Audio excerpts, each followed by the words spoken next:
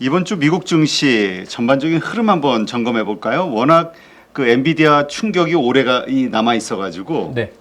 다들 좀 이 변동성이 자꾸 생기는 것 자체가 좀 불안한 징조 아니냐 이런 생각하시는 분들도 있는 것 같아요. 뭐든지 이렇게 정리를 해서 말씀드릴 때는 누가 그러시더라고요. 세 가지로 정리하면 된다고. 제가 오늘 딱 세 가지로 말씀을 드릴 텐데 첫 번째는 제일 크게, 두 번째는 그거보다 좀 작게, 그다음에 마지막으로 제일 작게 이렇게 말씀을 드려볼게요. 첫 번째 좀 크게 말씀을 드려보면 기본적으로 경제 지표는 계속해서 둔화 중에 있는 상황인데 평소 같으면 경제 지표가 둔화되는 상황이면 금리가 같이 따라 내려와야 됩니다. 근데 실질적으로 계속해서 금리가 내려가지 않고 있어요. 장기물이나 단기물이나 미국 금리를 말씀드리는 겁니다. 그래서 금리가 변하지 않는 상황이 나타나기 때문에 증시 자체는 기본적으로 계속해서 차별화의 상황이 전개되고 있다. 우리나라뿐 아니라 이제 미국도 웬만하면 차별하거든요. 사실 미국에서도 두 가지 섹터를 제외하면 오르는 주식을 좀 찾기가 어렵거든요. 그래서 미국도 그래서 큰 틀에서 보면 경기가 둔화되고 있는 건 조금 더 가시화되고 있는데 경기가 둔화되면 금리가 좀 내려가 줘야 되는데 그렇지. 금리는 내려가지 않고 그렇기 때문에 증시는 계속해서 차별화의 형태를 보여주고 있다. 이게 첫 번째 큰 틀이고요. 그러면 올라가는 주식을 중심으로 말씀을 드리면 차별화는 도대체 어떻게 진행이 되느냐라고 생각하면 미국에서는 AI 관련한 주도주들 이것도 결국은 좀 많이 떨어져 나가고 사실 좀 많이 떨어져 나갔어요. 한동안은 좀 되게 많이 확산이 됐었거든요. 뭐 반도체 빅테크에 막 변압기도 올라가고 미국에서 변압기도 올라가고 그다음에 뭐 태양광도 올라가고 막 확산이 됐었어요. 그러다가 다 많이 떨어져 나가고 결국은 지금도 미국에서는 반도체하고 AI 빅테크들만 올라가고 있는 상황이고요. 나머지 종목군들은 계속해서 부진한 상태를 보여주고 있다. 그래서 이런 걸 보고 최근에 그 뉴스에서는 영어로 이렇게 표현하더라고요. Thinning Rally Leadership이라고. 그러니까 그냥 아주 얇은 종목들만 계속해서 이끌어가고 있다라고 이야기를 하고 있는 것 같고요. 실질적으로 또 그럼 주도주 안으로 한 단계 더 내려와서 보자고 하면 이번 주 같은 경우에는 반도체는 기본적으로 큰 폭의 조정을 조금 보였다. 그런데 이렇게 반도체가 너무 많이 올라서 이렇게 조정을 보였으면 증시 자체가 좀 조정을 보였어야 되는데 지수 자체로 기본적으로 조정을 보였어야 되는데 대신에 빅테크들이 아주 폭발적인 상승이라고 보기는 어렵지만 고가갱신을 하고 있다. 그래서 반도체 약세를 워낙 또 시총이 높은 비중이 빅테크이기 때문에 상쇄해 주면서 차별화는 진행 중인데 주도주 안에서도 반도체는 조정, 빅테크는 고점갱신 이런 형태. 요 크게 한 세 가지 정도로 말씀드릴 수 있겠습니다. 네, 그렇군요. 이런 차별화 이게 미국만의 문제가 아니라 이게 그대로 우리 한국 증시에도 이어지는 거라고 봐야 됩니까? 아니면 어떤 분들은 또 그래도 한국은 미국보다는 그 상승하는 섹터가 여러 개다. 네. 오히려 섹터 수로 보면 우리가 더 낫다. 이런 얘기 하시는 분도 있긴 해요. 네. 기본적으로 미국 시장 차별화부터 좀 말씀을 드려보면 결국 이제 차별화를 얘기를 하려면 부진한 주식들이 왜 부진하냐. 이제 이거를 말씀을 드려야 되잖아요. 그리고 이 차별화라는 게 해소된다라는 건 결국은 부진한 주식들이 올라가기 시작하면 이제 그때부터 이제 차별화가 해소가 되겠죠. 그러면 지금 앞서 말씀드린 대로 미국은 AI 관련한 주식들만 오르고 사실 대부분의 일반 제조업 경기라고 하죠. 그거를 뭐 주식하는 사람들은 또 경기 민감주라고도 이야기를 많이 하는데 그런 주식들은 기본적으로 모두 다 되게 부진한 상태에 놓여 있는 상황이거든요. 이유가 뭘까라고 생각을 해보면 우선은 미국이 기본적으로 금리가 굉장히 높아요. 근데 이 금리가 높다는 건 경제 활동에 굉장히 안 좋죠. 투자 활동이 원활하지 못하니까. 하지만 이 AI 같은 경우는 AI를 투자하는 기업들은 금리에 상관이 별로 없죠. 돈이 너무 많으니까. 자기들 가지고 있는 돈이 너무 많으니까.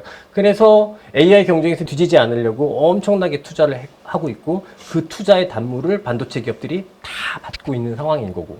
그래서 AI 쪽은 금리와 상관없이 계속해서 투자가 이루어지고 있는데 사실 미국도 일반 제조업 같은 경우에는 이 높은 금리 때문에 이렇게 활발하게 투자가 되지 않고 있거든요. 그래서 실제로 미국의 경제 지표를 보면 뭐 되게 좋은데? 하지만 이건 워낙 AI 쪽에 투자되는 규모 자체가 크기 때문에 나타나는 약간의 왜곡 현상이고 사실상으로 보면 미국의 경기 민감주나 일반 제조업들 같은 경우에는 높은 금리로 인해서 굉장히 좀 많이 고통받고 있는 상황이다. 이렇게 볼 수 있고요. 그렇다면 이 주식들이 언제 올라갈 수 있을까? 도대체 이 안 좋은 게 안 좋은 이유는 경기가 안 좋은 건데. 그러면 경기가 갑작스럽게 좋아지지는 않잖아요. 그렇죠. 그냥 가만히 있는데 좋아지는 경우도 있지만 대부분의 경우는 어떤 모멘텀이 필요하고 정책이 필요한 건데 현 시점에서 필요한 정책이라면 결국은 금리 인하밖에 없는 것 같다.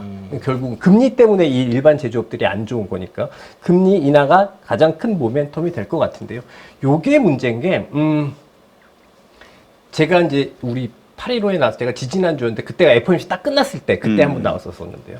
그 이후에 FOMC가 실질적으로 금리 정책에 대해서 일정 정도의 되게 클리어한 가이드라인을 줘버렸거든요. 그게 뭐냐면 9월 달에 인하할 가능성이 높아. 그 다음에 보통 사실 이제 한 번 정도로 점도표에서는 이야기하지만 사람들은 그렇게 믿지 않는 이유가 뭐냐면 중앙은행은 정책의 신뢰성이 있어야 되기 때문에 그렇죠. 한 번 인하하고 다시 눈치 보지 않거든요.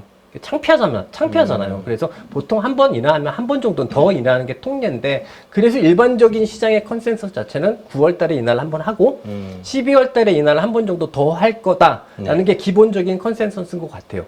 그런데 요 정도 통화 정책으로 지금 안 좋은 일반 제조업 경기가 좋아질 거다. 이게 아닌 것 같아요. 그래서 최근에 경기는 더 악화되는 상황 속에서 이런 일반 제조업 경기들은 안 좋아지고 실제로 이 통화 정책에 대한 기대감 자체가 탁 고정되어 있어서 제가 그래프를 가져왔는데 이게 지금 미국의 정책 금리를 가장 잘 반영한다는 2년물 금리거든요. 네. 근데 보시면 지금 제가 이제 커서로 이게 FOMC 이후의 흐름입니다. 그럼 아주 좁은 범위 내에서 갇혀버렸죠. 그렇다란 이야기는 뭐냐면 시장에서 연준에서 한번 지난 FOMC에서 이야기해준 한 번 9월에 인하, 12월에 한 번 정도 더 정도, 그 정도가 딱 반영된 값.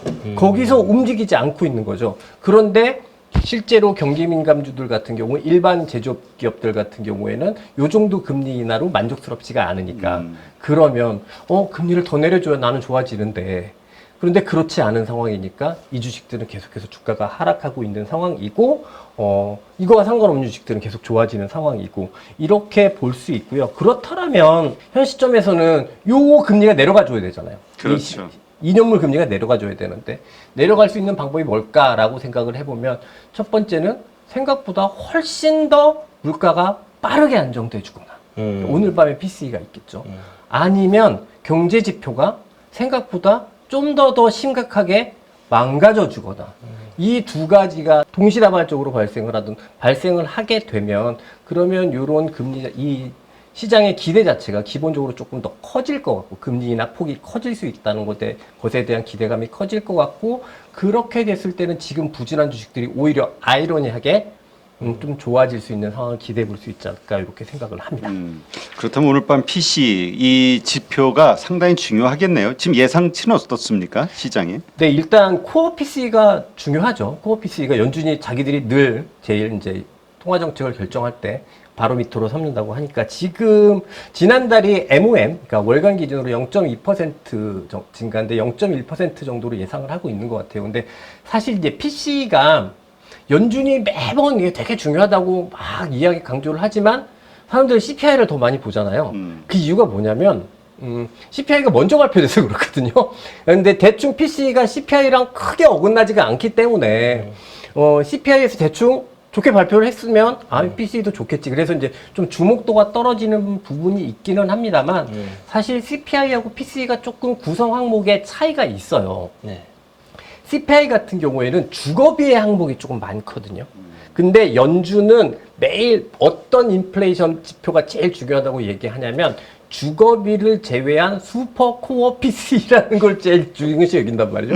근데 PC 자체에는 보면은 이 주거비의 항목이 작고 대신에 의료비 이런 쪽의 항목이 높은 상황이거든요. 근데 특히나 PC 같은 경우는 그 이 서비스업의 물가 비중이 높은 그런 물가 지수인데 따지고 보면 이 서비스업의 물가 지수라는 거는 결국은 고용시장이랑 연관이 되어 있는 거잖아요. 그렇죠. 그래서 이제 사실 PC를 이야기하기 전에 그리고 PC 나오는 것뿐만 아니라 그 배경에서 우리는 계속해서 고용시장, 고용지표를 보게 되는 거죠. 근데 제가 하나 그래프 보여드리고 싶은 게 이게 뭐냐면 사실 이 지표가 되게 중요한 건데 너무 자주 나와서 사람들이 중요시 여기지 않는 건데요. 이게 주간 실업수당 청구 건수입니다. 근데 이게 어떤 제가 예전에 읽었던 책에는 이런 얘기도 있더라고요. 너에게 딱 하나의 경제 지표만 보라고 하면 넌 뭘 보겠냐?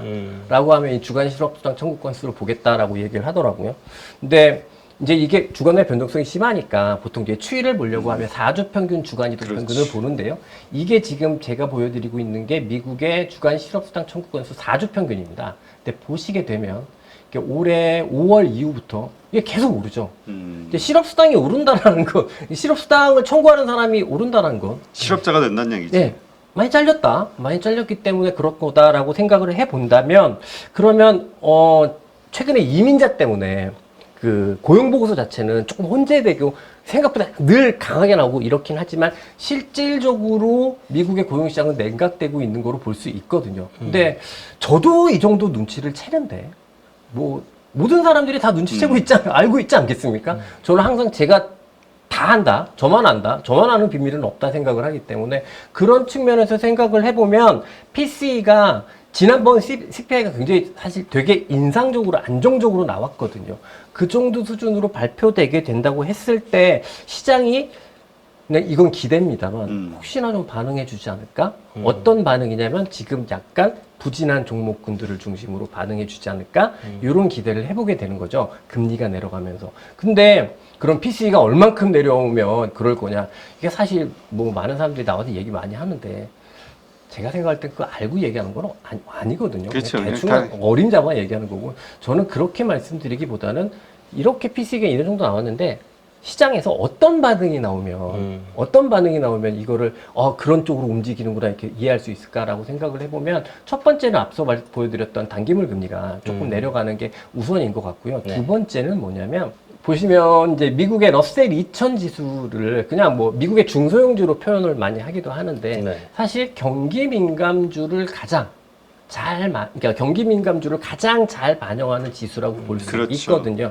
그렇다고 하면 저는 그냥 오늘 방송에서 여러분들께 말씀드리고 싶은 건 PC가 어떻게 나왔을 때 단기물 금리가 어떻게, 2년물 금리가 어떻게 전개되느냐, 그리고 동시다발적으로 이 러셀 2000 지수가 어떤 형태로 움직여주느냐. 예를 들어서 그동안 항상 보면 지금 보시는 것처럼 요 기간 동안 제가 보여드린 이 기간 동안 나스닥은 이랬단 말이죠. 그러니까 차별화였잖아요. 그 제자리 걸음이지 뭐. 그러면 이 흐름을 만약에 PC가 어떻게 나왔는데 이게 러셀 2000 지수가 상승하는 폭이 나스닥보다 높더라.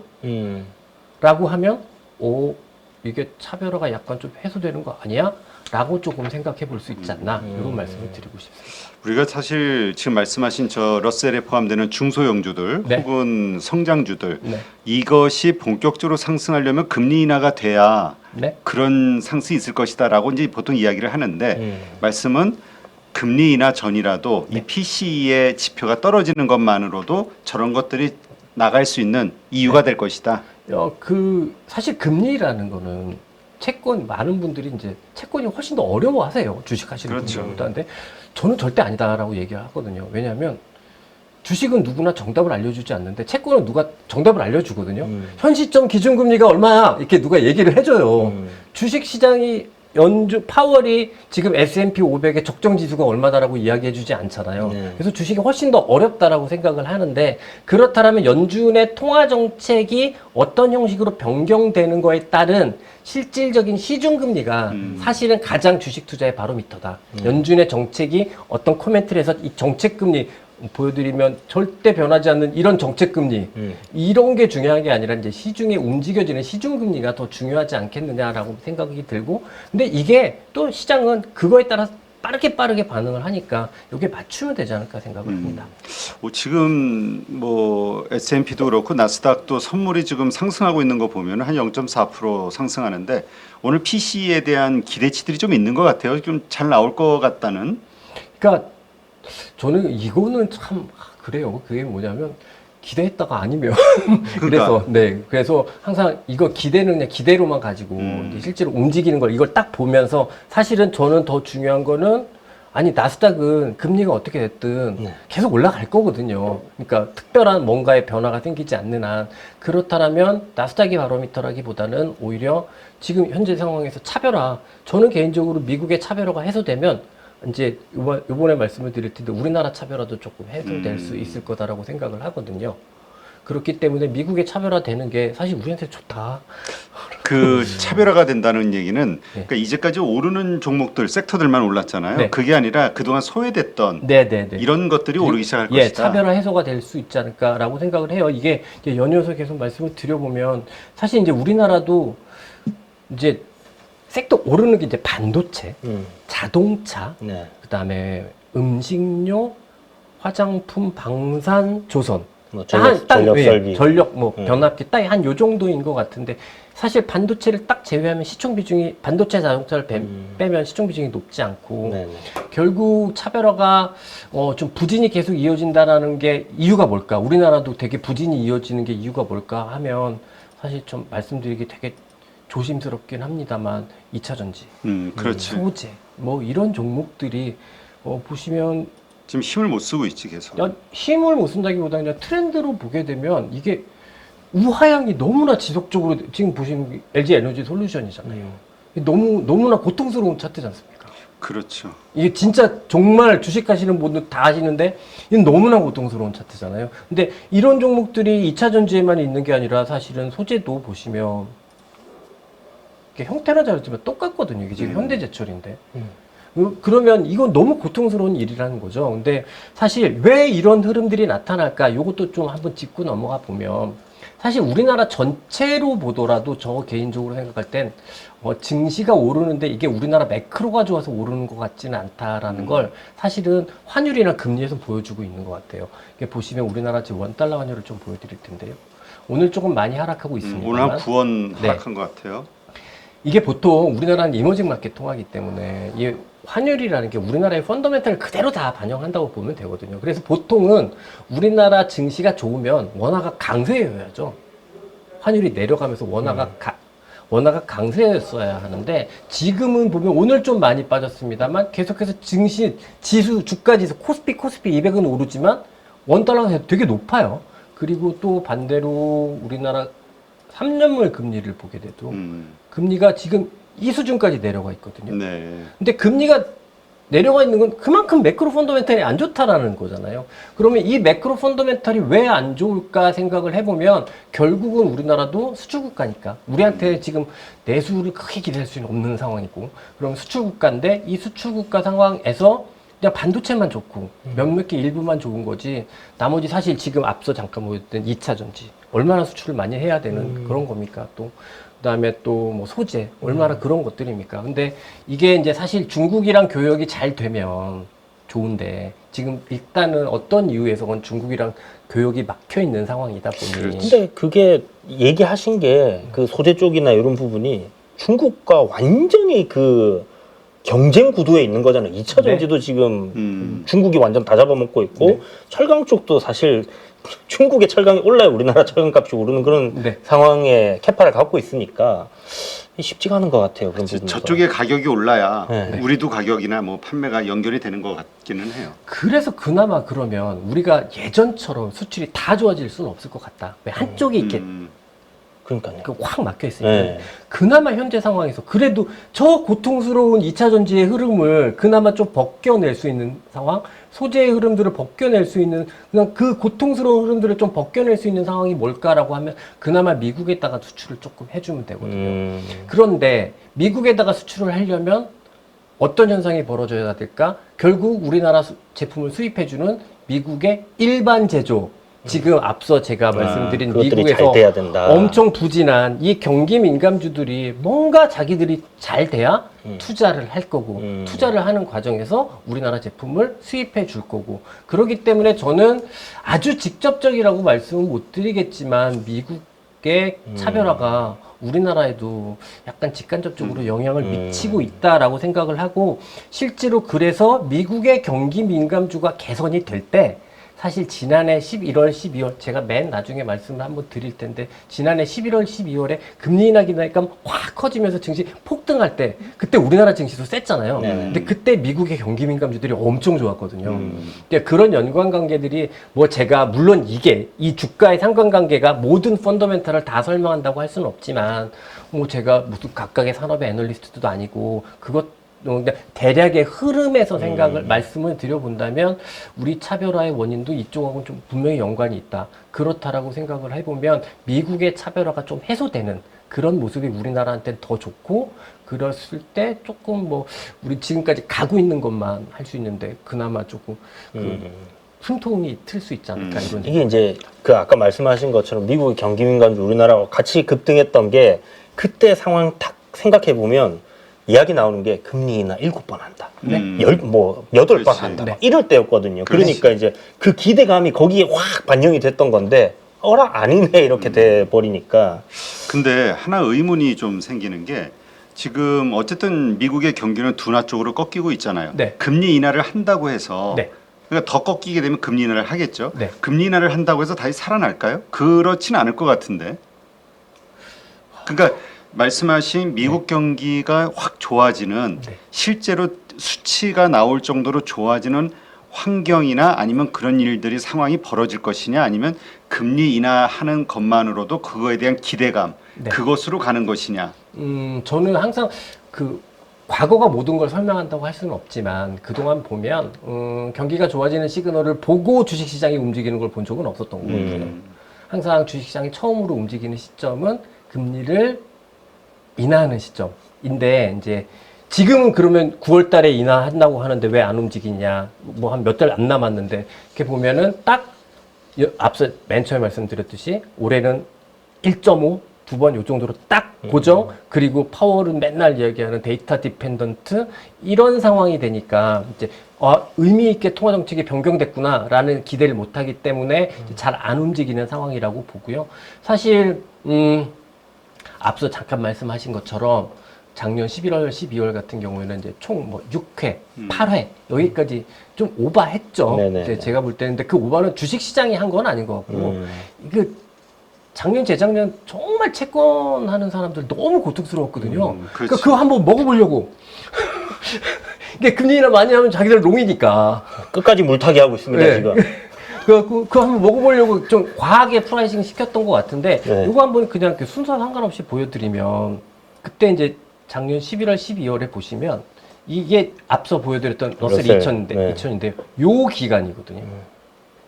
이게 정책금리가, 근데 그때 이 금리를 보시면 11월, 12월에 이런 하락을 보여줍니다. 그렇죠. 이제 이런 하락을 보여주면서 러셀 지수가 이런 급등을 보여줬었고 러셀 2000 지수가 이런 급등을 보여줄 때 우리나라 코스피도 이런 급등을 보였었다. 이게 같은 기간이거든요. 그런 측면에서 생각을 해보면 우리나라도 그냥 뭐 근데 제가 볼 땐 지수가 물론 삼성전자가 잘 가고 하이닉스가 지금도 뭐 잘 움직이는 잘 생각을 가고 있지. 하고 이렇게 하면 뭐 좋을 수 있을 거라고 생각은 드는데 저는 투자가들이 좀 더 행복해지셨으면 좋겠거든요. 행복해지셨으면 좋겠으면 지금 너무 고통스러운 주식들 있잖아요. 최소한 이제 빠지지는 말자. 빠지지는 말자. 그러면 빠지지 않기 위해서는 한번 드라마틱한 반등을 보여야 그다음부터 안 빠질 거잖아요. 주식이 이렇게 되지는 않지 않습니까? 네네. 이렇게 했으면 급반등하고 다시 네. 반락하면서 이제 하락이 종료돼야 되는데 아직 그 흐름조차 나오지 않는 상황인데 그걸 기대할 수 있는 유일한 상황은 뭘까라고 생각을 해보면 오늘 밤에 나올지 안 나올지 잘 모르겠어요. 사실 진짜 정말 그건 자신이 없는데 그래도 미국의 금리가 움직이면서 단기 금리가 움직이면서 경기 민감주들이 움직일 때 그나마 기대해 볼 수 있는 타임이 아닐까라고 조금 그 논리의 비약이 좀 심하다는 걸 저도 알고 있습니다. 하지만 그렇게 생각을 해요. 근거 없는 이야기는 전혀 아니시니까. 네. 자 그렇다면 말씀하신 대로 러셀이 상승하는 그러니까 미국의 경기 민감주들이 좋아지는 상황이 되면은 우리가 투자 전략을 어떻게 세우는 게 좋을까요? 앞서 이제 보여드렸듯이 작년 10월, 11월 같은 경우에는 금리를 막 6번 한다, 8번 한다, 막 여기까지 갔단 말이죠. 네네. 근데 요번에 PC가 되게 세게, 그러니까 굉장히 안정적으로 나오고, 그다음에 다음 주에 이제 고용 보고서도 발표가 되고, ISM 제조업 지표도 발표가 되고 이런 것들이 되게 충격적으로 나와서 막 금리나 더 할 것 같아라고 한다고 해서 현재 시점에서는 그러면은 내년 상반기까지 올해 2번 하고 내년에 4번 할다 여기까지는 반영을 하지는 못할 것 같거든요. 네네. 여기까지는 반영하지는 못할 것 같다라고 생각을 해보면 그러면 이때 작년 10월, 11월 같은 경우에는 다시 보여드리면 러셀 2000 지수의 상승이 이랬고요. 나스닥도 올랐습니다. 요 정도 올랐는데 수익률의 측면에서 보면 러셀 2000 지수가 압도했었거든요. 그러면 그래서 금리 인하 폭이 커질 것 같다라고 하면 사실 지금 있는 주도주를 굉장히 많이 덜어내서 그러니까 AI 주도주들을 좀 많이 덜어내서 네네. 이 경기 민감주들을 사면 수익이 극대화됐었던 것 같은데 지금 현재에서 그러면 앞으로 나오는 경제 지표에서 내년도 상반기까지 네. 금리를 내년도에 네. 올해는 2번 하지만 네네. 내년도에 4번 할 거야. 여기까지 되면 네네. 아니면 뭐 50bp씩 한 번 이상 할 거야.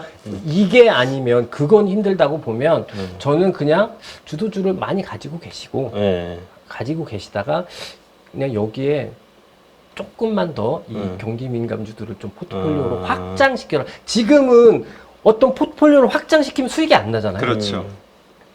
계속 슬림화시켜서 가져가야 되는 거잖아요. 그러면 만약에 금리가 내려가고 러셀 2000이 움직인다고 하면 그때는 포트폴리오를 주도주를 덜어내는 게 아니라 조금 확장시켜는 전략? 그 전략이 그나마 좀 괜찮지 않나 이렇게 생각합니다.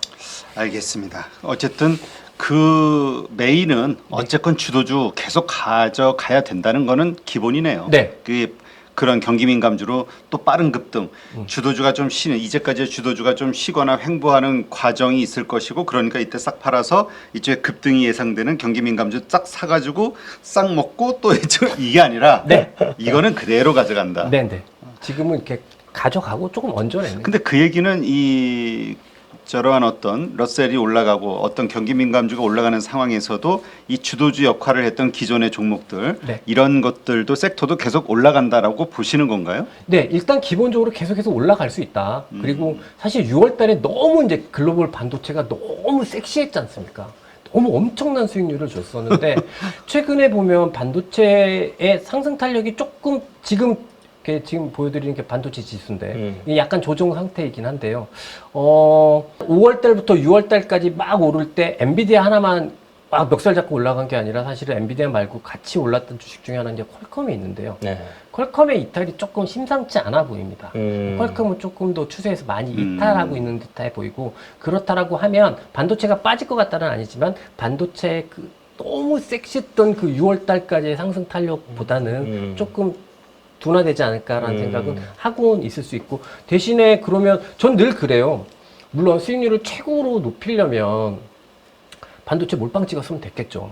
근데 그러면 너무 내 포트폴리오의 변동성이 너무 커지잖아요. 그래서 늘 말씀드리는 것 중에 하나가 그냥 주도주군으로 빅테크하고 반도체를 이퀄하게 가져가 주시라.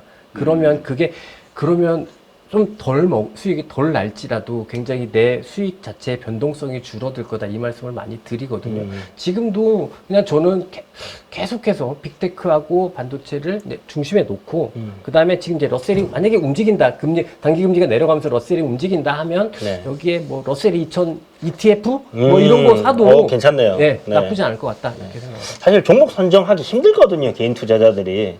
특히 경기 민감주는 워낙 또 개별 종목 리스크가 크기 때문에 그러니까요. ETF로 예, 그냥 네. 러셀 2000 ETF. 그게 제일 베스트 할 것 같아요, 제가 봤을 때. 근데 이거 지금 제가 사라고 말씀드린 게 아니라 이제 금리가 내려가고 경기 네. 민감주가 움직일 때 네. 그때는 한번 고려해 보셔라는 말씀. 알겠습니다.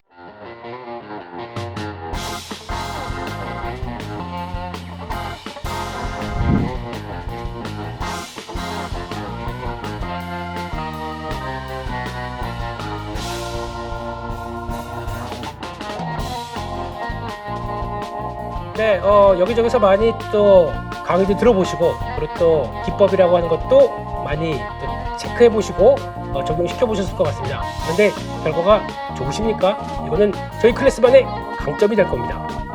네, 섹터 분석을 왜 해야 되고 그리고 어떤 섹터가 갔었을 때 이를 어떻게 초기에 접근하는지에 대한 여러 가지 방법들 생각을 많이 하게 되는데 그에 따른 키포인트들을 알려드리고요. 김 대표는 이렇게 상황 분석한다. 그리고 또 거기서 종목을 찾는다. 라고 하는 여러 가지 기법들 그리고 그에 따른 효과들을 충분히 노리실 수 있게 하나하나 세부적으로 말씀을 드리고요. 관심 종목까지 같이 스터디를 하시면서 충분히 시장을 끌어가실 수 있도록 그렇게 말씀드리도록 하겠습니다. 네, 라이브를 충분히 활용하겠습니다.